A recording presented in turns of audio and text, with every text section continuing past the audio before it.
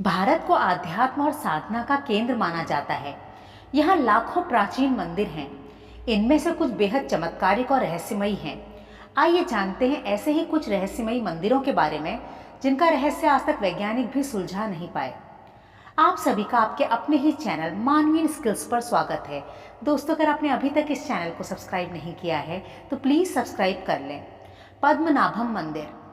पद्मनाभम मंदिर दुनिया का सबसे धनी मंदिर है। यह केरला के तिरुवनंतपुरम में स्थित है। इसमें भगवान विष्णु की शेषनाग पर लेटी हुई प्रतिमा स्थापित है। इस प्रतिमा के दर्शन इसके आगे बने हुए 3 दरवाजों से होते हैं। पहले दरवाजे से विष्णु भगवान का मुख, दूसरे से उनका धड़ और तीसरे से पैर दिखाई देते हैं। न केवल धन बल्कि ये मंदिर अपनी वास्तुकला की वजह से भी खास है। इस मंदिर में केरल और द्रविड़ शैलियों का अनूठा मिश्रण देखने को मिलता है। इसका निर्माण 6ठी शताब्दी में त्रावणकोर के राजाओं ने करवाया। इस मंदिर के नीचे 6 तहखाने हैं। ऐसा माना जाता है कि त्रावणकोर के राजाओं ने अपनी अथाह धन संपत्ति को विष्णु भगवान को समर्पित करने के लिए इन तहखानों का निर्माण करवाया। सन 2011 में एक सेवानिवृत्त आईपीएस अधिकारी टीपी सुंदरराजन की याचिका पर केरल हाईकोर्ट ने इन तहखानों को खोलने की आज्ञा दी। तहखानों के दरवाजों को खोलने वाली टीम के अधिकारी अंदर का नजारा देखकर भौचक्के रह गए। एक एक तहखाने के अंदर बोरियां भर भर कर सोने के सिक्के, हीरे जवाहरात, जेवर, सोने की कुर्सियां, मूर्तियां आदि मिली। एक एक सिक्के की कीमत 2.5 करोड़ से अधिक है। 5 तहखानों से प्राप्त संपत्ति की कुल कीमत $17 बिलियन आंकी गई। 6ठा दरवाजा, जिसको नाम दिया गया है चेंबर बी, अभी तक नहीं खोला गया है। जब उसे खोलने का प्रयास किया गया तो अधिकारियों ने देखा कि इसमें 3 दरवाजे हैं। पहला लोहे का दरवाजा खोलने पर लकड़ी का दरवाजा दिखाई देता है। उसे खोलने पर तीसरा दरवाजा जो है वो एक विशालकाय लोहे का दरवाजा है। इस पर 2 विशालकाय नागों की आकृति बनी हुई है। इस दरवाजे पर कोई कुंडा नहीं है। इसे नाग बंधन मंत्र से बांधा गया है। यह भी मान्यता है कि इसे खोलने से प्रलय आ जाएगा। इस तहखाने के अंदर की संपत्ति का अनुमान लगाना भी मुश्किल है। टीपी सुंदरराजन, जिन्होंने इन तहखानों को खुलवाने की याचिका दर्ज की थी, उनकी भी एक बीमारी के चलते मृत्यु हो गई। इसके बाद इस चेंबर बी को न खोलने का निर्णय लेते हुए कोर्ट ने इसकी देखभाल की जिम्मेदारी फिर से त्रावणकोर के राजपरिवार को सौंप दी। इस मंदिर में पुरुष केवल धोती और महिलाएं साड़ी पहनकर ही प्रवेश कर सकते हैं। यह मंदिर भारत की एक अमूल्य धरोहर है। दोस्तों, कामाख्या देवी का मंदिर भी कम रहस्यमयी नहीं है।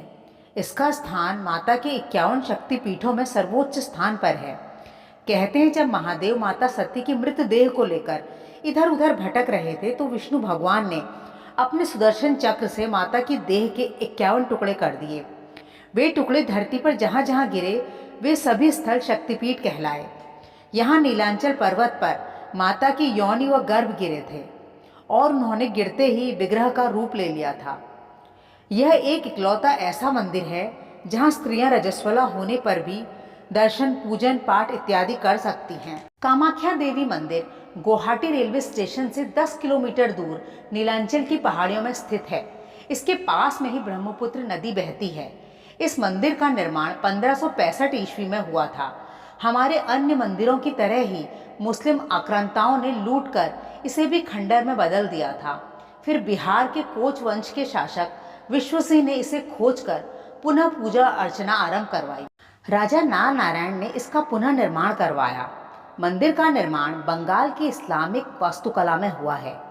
अभी जो ढांचा दिखाई देता है वह राजा नाल नारायण ने ही निर्मित करवाया था। यहाँ पर माता की योनि गिरी थी, जिस कारण से यह मान्यता है कि यहाँ पर वर्ष में एक बार देवी माँ अपने वार्षिक मासिक चक्र से गुजरती है।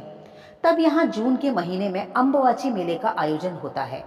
अपने मासिक धर्म के दौरान 3 दिनों तक माता विश्राम करती है। इसी बीच मंदिर के द्वार बंद कर दिए जाते हैं और पूरे शहर में सभी शुभ कार्य स्थगित कर दिए जाते हैं। लोग अपने सभी कार्य छोड़कर पूजा पाठ, उपवास आदि में लग जाते हैं। इसी दौरान किसी भी पुरुष का मंदिर परिसर में प्रवेश वर्जित होता है। 3 दिनों बाद देवी माँ को स्नान कराकर विशेष अनुष्ठान के बाद मंदिर के द्वार पुनः श्रद्धालुओं के लिए खोल दिए जाते हैं। यहाँ पर भक्तों को एक अजीबोगरीब लाल रंग का वस्त्र प्रसाद के रूप में मिलता है।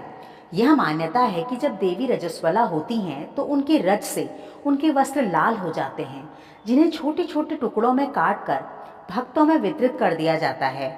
एक और अजीबोगरीब घटना इस दौरान देखी जाती है। पास में बह रही ब्रह्मपुत्र नदी का पानी इस दौरान 3 दिनों के लिए लाल हो जाता है। कुछ लोगों का कहना है कि पुजारी जल में सिंदूर मिला देते हैं, परंतु इतनी बड़ी नदी में बहते हुए जल में सिंदूर मिलाना क्या संभव है, वो भी 3 दिनों तक लगातार। कुछ लोगों का कहना है कि नदी में लौह तत्वों की अधिकता से पानी का रंग लाल हो जाता है, परंतु यह भी सोचने वाली बात है कि ऐसा साल में केवल इन्हीं 3 दिनों में क्यों होता है। परंतु श्रद्धालुओं का तो यही मानना है कि यह माता के रक्तस्राव के कारण ही होता है। अंबुबाची मेले के दौरान यहाँ भक्तों का तांता लगा रहता है। कहते हैं यहाँ पर भक्तों की सभी मनोकामनाएं पूर्ण होती हैं। मंदिर में चट्टान के बीच में बना एक विभाजन माता की योनि को दर्शाता है। इसे फूलों से ढक कर रखा जाता है। एक प्राकृतिक झरने के कारण यह स्थान हमेशा गीला रहता है। इस जल को बहुत ही चमत्कारिक माना जाता है और इसके सेवन से कई लोगों की कई बीमारियां खत्म हो जाती हैं। यह मंदिर तंत्र साधना के लिए भी बहुत ही महत्वपूर्ण माना जाता है। यहाँ पर साधु, अघोरियों और तांत्रिकों का तांता लगा रहता है। यहाँ पर काला जादू भी किया जाता है। अगर कोई व्यक्ति काले जादू से ग्रसित है तो वह यहाँ आकर इस समस्या से निजात पा सकता है। इसी पर्वत पर उमानंद भैरव बाबा का मंदिर भी है। बिना भैरव बाबा के मंदिर के दर्शन के कामाख्या मंदिर के दर्शन पूर्ण नहीं माने जाते हैं।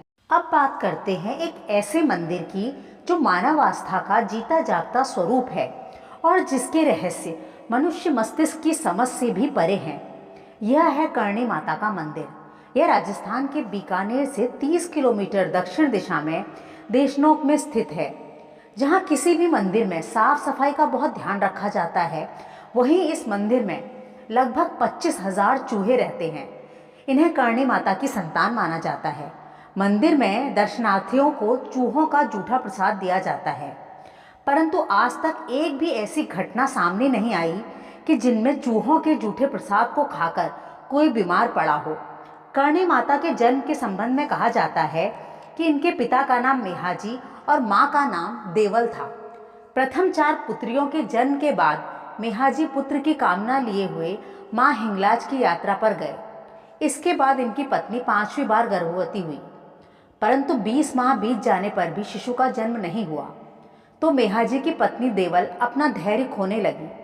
तो एक रात को माँ दुर्गा देवल के सपनों में आकर कहने लगी कि मैं अपनी इच्छा से तुम्हारी कोख से जन्म लूंगी। और फिर 21 माह के बाद सन 1444 को सुवाय गांव में अश्विन शुक्ल सप्तमी को करणी माता का जन्म हुआ। इनके जन्म के समय इनके माता पिता ने इनका नाम रिदुबाई रखा। बाल्याकाल से ही कई चमत्कार दिखाने के कारण एक बार इनकी बुआ ने कहा ये कुछ करण के लिए जन्मी है, तभी से उनका नाम करणी माता पड़ गया।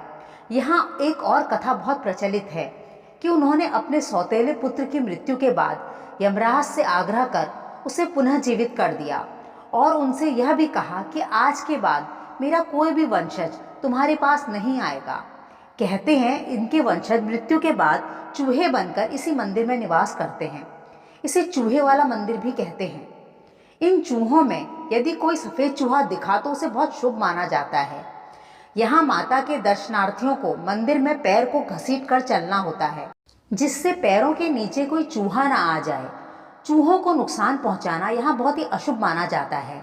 यह वही भूमि है जहाँ पर पर्यावरण व पेड़ों की रक्षा के लिए लोग पेड़ों से लिपटकर कट गए और पशुओं को हानि पहुँचाने पर किसी विशेष व्यक्ति को भी जेल की सलाखों के पीछे पहुँचाने से हिचके नहीं।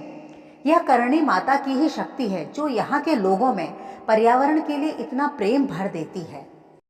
तो दोस्तों, हमारी सभ्यता और संस्कृति की ये अमूल्य धरोहर हमारे मंदिरों के विषय में जानकर आपको कैसा लगा, हमें कमेंट कर ज़रूर बताइएगा। मिलते हैं एक ऐसे ही नए वीडियो के साथ, तब तक के लिए धन्यवाद।